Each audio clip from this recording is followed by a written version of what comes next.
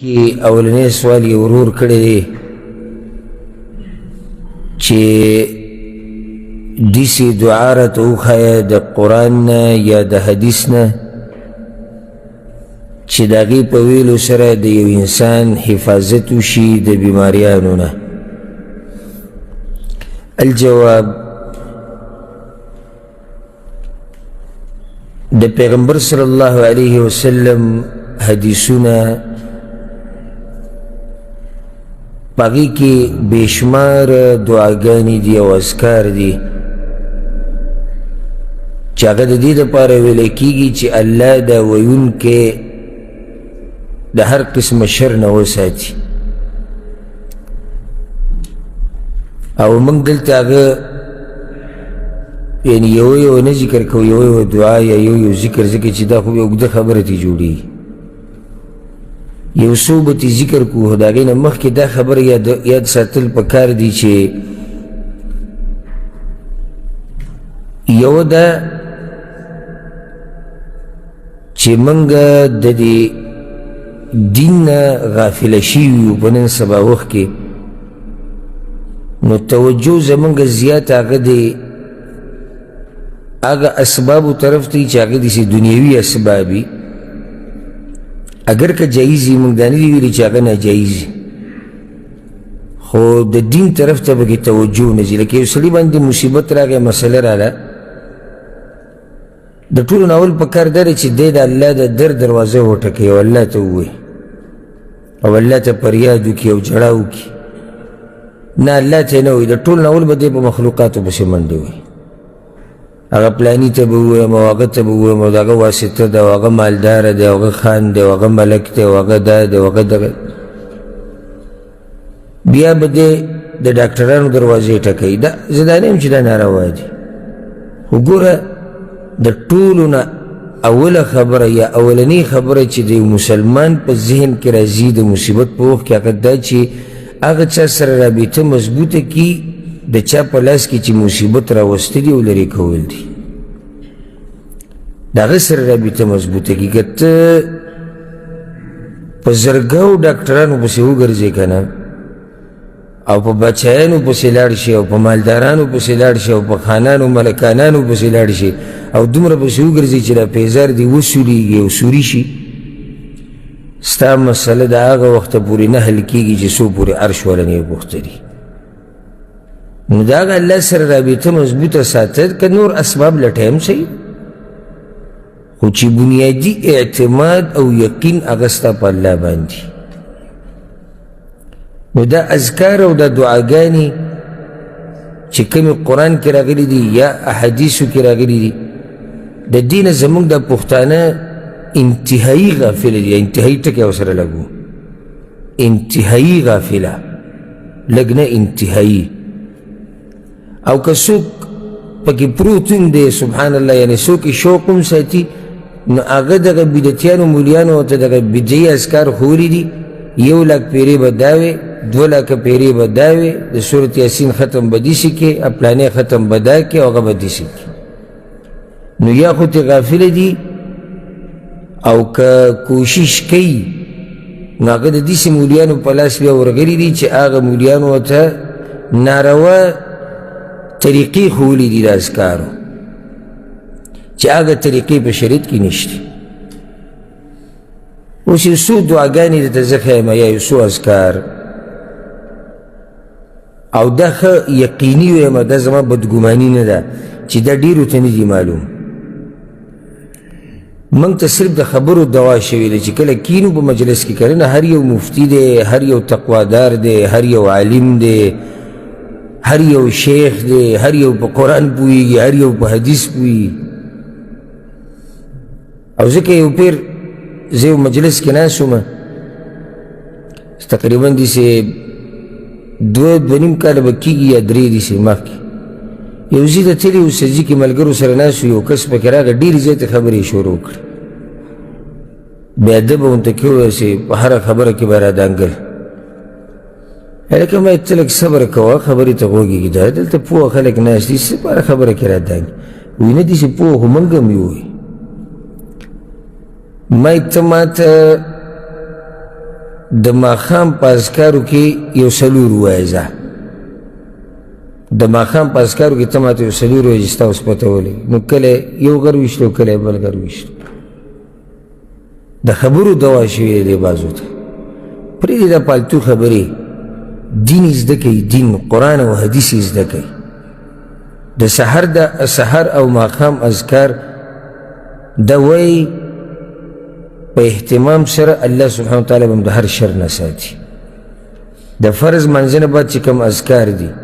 جومات کې وې که په لاره کې وې که کور ته لاړ شي هلته یې وې د دې اهتمام کوه که د کار په ځای کې وې الله به د هر شر نه د هر مصیبت نه د هرې بیمارۍ نه به د الله ساتي موږ پسې دا خلک ډېر راځي دا وظیفې غواړي د مریانو په وظیفو عادت کړي نو زه ورته وایم وظیفه دا ده چې د سحر ماښام د اذکار وایه په اهتمام سره وایي نه جي وظیفه نو زه ورته وایم دا هغه وظیفه ده چې دا نبوي ده دا پیغمبر صلی الله علیه وسلم ښوولې ده اوس په هغه دعاګانو کې او په هغه اذکارو کې یو ذکر دا دی د عثمان بن عفان رضی الله عنه روایت دی وی پیغمبر صلی الله علیه وسلم وی چې چا دا ووی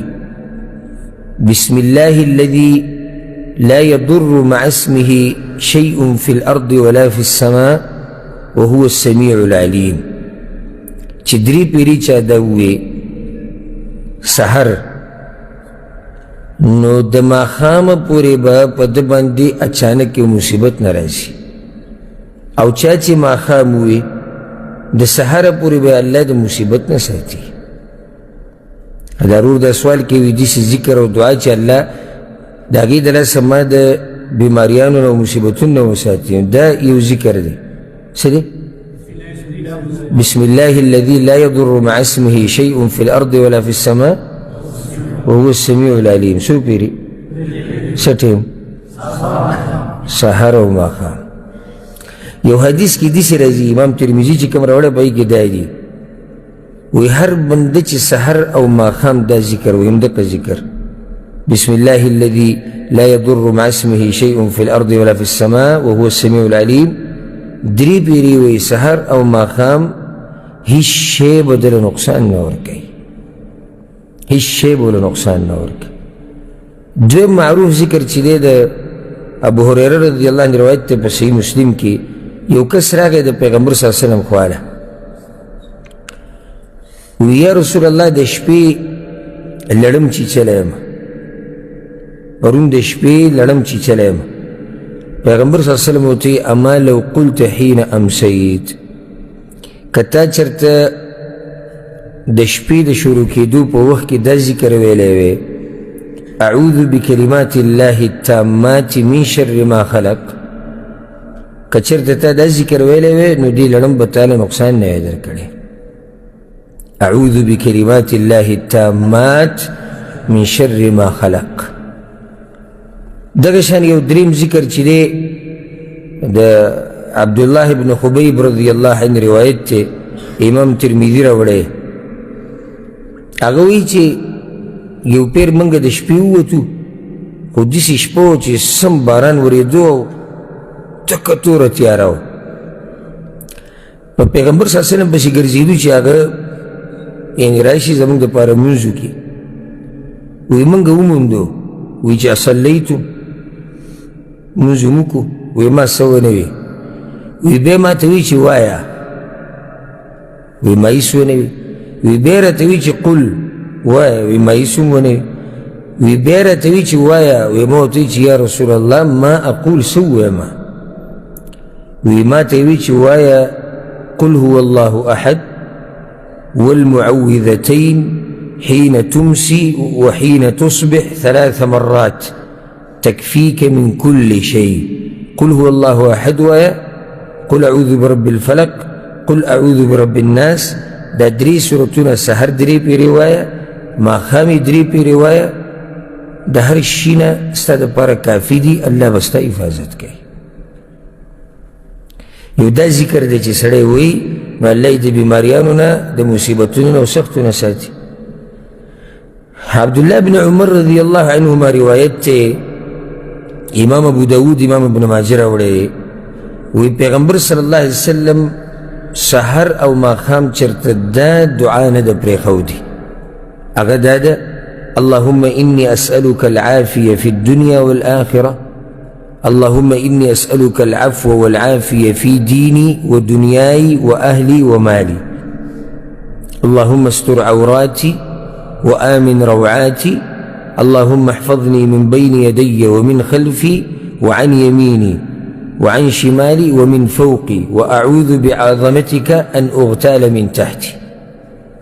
دا دعا چې څوک وموي سحر او ماښام رب العالمین د هر شر نه په امان کې ساتي دغه شان عبدالله بن عمر روایت دام دی په صحیح مسلم کې پیغمبر صلی الله علیه وسلم به دا دعا ډېره غوښته اللهم إني أعوذ بك من زوال نعمتك وتحول عافيتك وفجاءة نقمتك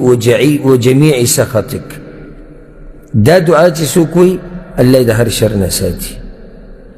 شپږمه به ذکر کو اخرنۍ ما تاسو ته چې موږ دعاګانې نه راجمع کوو هسې یو څو ته ذکر کوو مشهور او دا حدیث امام ابو داود امام احمد راوړی دی انس بن مالک وایي پیغمبر صلی الله علیه وسلم به دا دعا غوښته اللهم إني أعوذ بك من البرص والجنون والجذام ومن سيء الأسقام په دې کې الله پورې پناه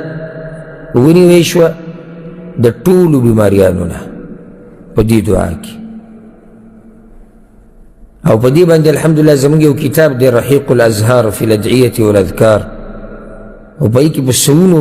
دعاګانې د الله په توفیق سره موږ راجمع کړي خو دا د هغه چا کار چې چا شوق یي موږ ته پته وي الحمدلله دومره تجربه شته چې سړی پېژنو چې دا مخامخ سړی چې ناست دی د شوق شته دی یادولو که نه چا چې شوق یي هغه دا قسمه کتابونه پیدا کړي ځان سره یې ګرځوي یادوي یې ترجمې ګوري کوشش کوي چې زما دا ژوند ټول د دعاګانو او د اذکارو په منځ کې تېر شو اوس ما چې دا شپږ دعاګانې وي دا چاته یادېږي یو کس به وي یو په دې نوو کې څوک نشته درې به کې چاته نه دي یادېږي ناسب جی صاحب نه ته ووایه دا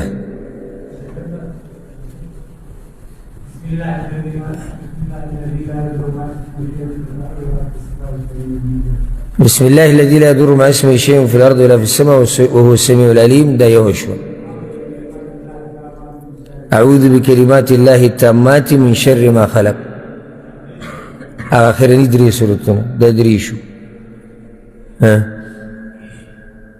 اللهم إني أسألك العافية في الدنيا والآخرة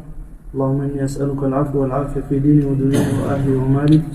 اللهم استر عوراتي وأمن روعاتي اللهم احفظني من بين يدي ومن خلفي وعن يميني وعن شمالي ومن فوقي وأعوذ بعظمتك أن أغتال من تحتي سپینځه شوي څلور شوي دوه پاتې شوي قال ثاني اللهم إني أعوذ بك من البرص والجنون والجذام ومن سيء الأسقام یو پاتې شو چاته یاد یو اللهم إني أعوذ بك من زوال نعمتك وتحول عافيتك وفجاءة نقمتك وجميع سخطك بارك الله فيك دغه ستاسو حال دی او په دې کې که بیا څوک دا ګیله کوي چې یاره موږ باندې سختي راغلې او مصیبتونه راغلې او ژوند کې برکت نشته نو هغه واضحه اسباب زموږ مخې ته دي چې سړی سحر ماښام دا دعاګانې وایي الله یې د هر مصیبت نه ساتي سحر ماښام سړی دا دعاګانې وایي والله که چې الله نه یې غوښتلي که نه که څوک ذره برابر دله نقصان ورکړي یو هغه چې الله د چا په تقدیر کې لیکلي نو دغه ورته موږ دا وایو چې په دې شپږو باندې اکتفا وکړو دا ته موږ ذکر کړی نور هم شتي خو دا شپږ هغه دي چې دا مشهورې دي والله اعلم